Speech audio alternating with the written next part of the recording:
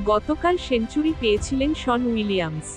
বুলাওয়েতে আফগানিস্তানের বিপক্ষে boxing day টেস্টের দ্বিতীয় দিনে আজ সেঞ্চুরি করলেন ক্রেইগ আরভিন ও ব্রায়ান বেনেট। 3 সেঞ্চুরিতে জিম্বাবুয়ে প্রথম ইনিংসে তুলেছে 586 রান, যা টেস্টে এক ইনিংসে জিম্বাবুয়ের সর্বোচ্চ। আফগানিস্তান নিজেদের প্রথম ইনিংসে ব্যাটিং করতে নেমে তুলেছে 2 উইকেটে 95 রান।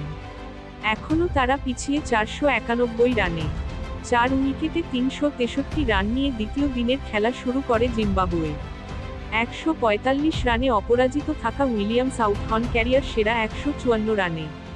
এরপর অধিনায়ক আরভিন করেন ক্যারিয়ারের চতুর্থ সেঞ্চুরি। বেনেট করেন ক্যারিয়ারের প্রথম সেঞ্চুরি। 121 বলে সেঞ্চুরি করা বেনেট অপরাজিত থাকেন 110 রানে। এ নিয়ে তৃতীয়বারের মতো জিম্বাবুয়ের 3 ব্যাটসম্যান টেস্টের একই ইনিংসে 3 অঙ্ক স্পর্শ করলেন। আফগানিস্তানের হয়ে সর্বোচ্চ 3টি উইকেট নিয়েছেন আল্লাহ গজনফর। প্রথম ইনিংসে আফগানিস্তান তাদের 2 ওপেনার সাদিকুল্লাহ হাতাল ও আব্দুল মালিকের উইকেট হারিয়েছে। 49 রানে অপরাজিত আছেন রহমত শাহ।